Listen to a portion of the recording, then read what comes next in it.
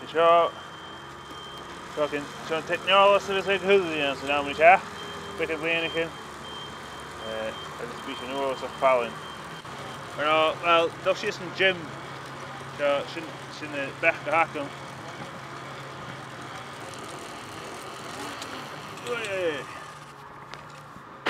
Well, shouldn't I can pound the fluid on the brochen I can.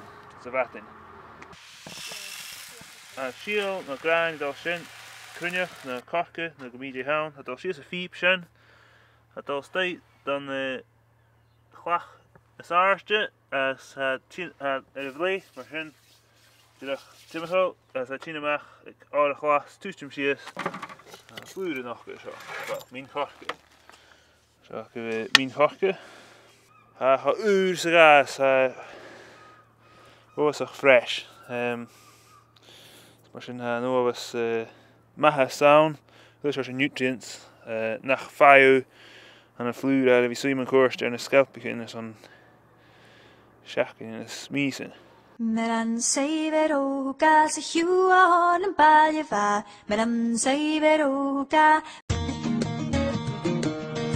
Misje fergus, agus a misje de gopper de ri de seatruck, aan zowel vi swim naast het. Dan we drijven weer tegen Alphen, zal er skippen, die vergunje, die een uitnopbrug, die vaas, die het heen, het brast, die het in het op. Hager misje vulling. Sin wel ha ferken maar sin oude jalvo uten ha ferken wel tachers de rutten. Agus sé kan je call die Mike a goed een idee na mach was na brian phàìrt dus kom so a hule shorse bier in het al ein is tevens lei fife ach onrut wij oorzaak durf en wij garig lees graad gaas aan so skieren agus is sin cruineach agus hule shorse grain mar sin so noch a vulling in ocean is an vi torste down is mountain there. Quas ha beer ga chien, kim in a burger to be ga vlé go innetal, fuse, le de gassen heen, garach a furste sin, vi ga le de gassen heen. I'm Mike Small, I'm the director of the phàìrt and I run the phàìrt with the rest of the team. We're a local eating experiment that's been going since about 2007. And we're all about reducing food miles and responding to climate change by relocalising the food system. It started with just myself and my immediate family deciding to do this for a year, to eat food only from Fife for a year and to see whether that was possible. And then we got a few other people to join us. So it was about 14 people started. And then we really enjoyed that. And by the end of the year, there was a few hundred people wanting to take part with us, and that's developed so that we're almost 5,000 members now. So we're the largest local food project in Europe. Sanna hasin en zie je vader wel zijn kennige stay en nu het vier hasin de recht gemaakt de nele. Kan het door.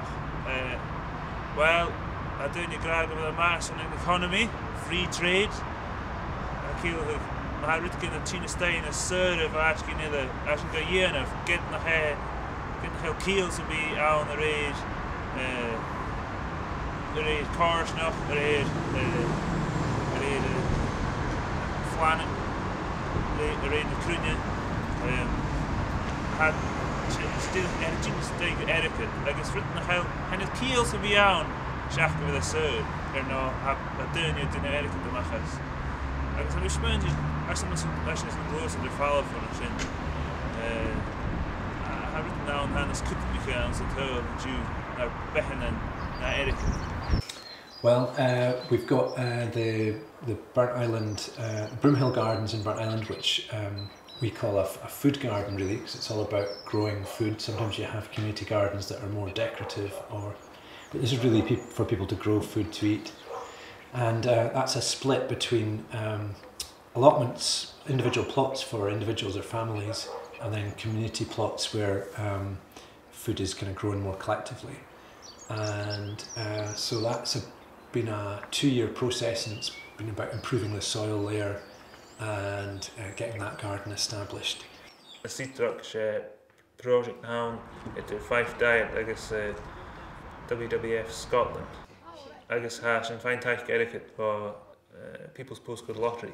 The Fife Diet has been focused in the region of Fife for the first 4 years, and although we did some talks and work elsewhere, it's mostly been in Fife. And the great thing about the Seed Truck project is it allowed us to work right across the country, in the Highlands, in the Borders, in Glasgow and Edinburgh, and right across. So that's really exciting, and it also has helped us focus on the growing aspect. So we've been looking at sourcing and cooking and the research around carbon, but now we can just get people getting their hands dirty and get practical about how they grow their own food, which is a key aspect of this shift to a low carbon food culture. If you say to people, I'm going to give you less choice when you eat locally, people kind of not sure what to make of that. But the interesting thing about the experience we had, particularly in the first year, was that less choice gives you more creativity. So somehow by restricting your choice, you have a more creative experience. For example, if you go into a supermarket, most people have a choice of about 50,000 items on display.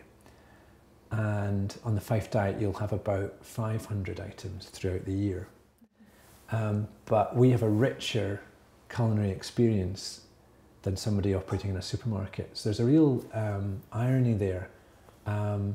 Because what happens is people have all this choice and each week buy the same things.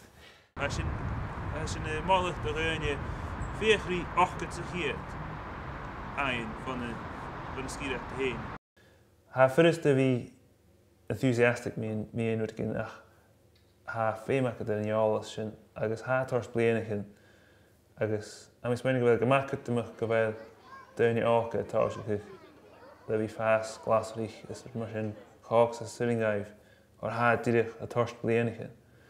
So machine am is menig wel nach bringa wie tors schachet gejare Chorda de une maar nach ramí ar am hín. Get is wa brie na wa gallen na gus uske bij mijn haast het aller weiskel. Smische gaven mag Fhearann agus ha mi furig an a camas cross gracht je hoorsin an a neidig is nugget. Ha sin er taie hokkel seo, ha sin er bake hokkel seo. Agus ha mi goppers maar áritige ag somen afsteek. Ha díos bheach gacin, fergus agus Malcolm, agus bheit gemacht cúideacail gain, and ar bheit bic gopar ar a chráchte seo. Agus ha díos achan is a gopar ar an Fhearann. Well, ha Malcolm a gopar ar an Fhearann, ha is an hall an Nírabhí, agus fergus a gopar a brasnach bí ag inadó an a FIFA. Well, Fhearann ag didig an tauri, be a fast kind more good than ocean, so be fail as a freezer, an ocean. So as in a matter of bio stock a gach dav liana. So I could come on log fitting, because it be a gav liana galea gush. I'll give eam, fame do and no a hockle for the vanya. Well, I seen the clacker Kenwood mixer, I call him, so. Ach, ma how gavolig. An ocean a dal go eam agus blach sin buttermilk as a verle. Ga hem ook al erg gerucht. Zit je al om een vouwen. Get de hamid direct enige genis. Ik ben niet veel pikken de geinige jaken meer. Ach, ga hem eentje om je heen. Is het jalo van aan van mij. Dan ram je tafel in de geus. Met direct tas je kostig. Zo met kutje maar. Wie krachtig ieder mag ze vaag, ze mag een nachwerker zo'n met haten. Haar oors ag fáileach ag an am, bheit dun an deánach a bhí cuideach ag haar roi shelting cús ui as na gráichan sin. Ach féimi go roi dul stay an na a hiú na díanamh na ha ríis an dú. So féimi go go bui ar. Van mahir? Wel, gaan nou eens gaan mahir wie overzag, brien en overs. na ha gopur a cha mé stú íomsa gan Jacob. Ha mé spáinnig na ha dín opur mar sin opur chrecht and opur san bí opur manual labour man achge. How dín tar in íomsa díirech le bhí a GN. How íomsa tar le bhí caiitir cymryd cydyn i'r dyn o'r gyn. Misha, wel, han is yma ffeim. Doch y ffai misha stiwrig fwys yn ynys. Mae ha fferig yn gyfel dirach y croch o na ha realtas y GNF.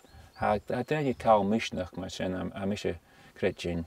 Ha dirach y ffehefr sy'n rodig yn tachar. So gra, o, han y realtas y GNF dat gwynia.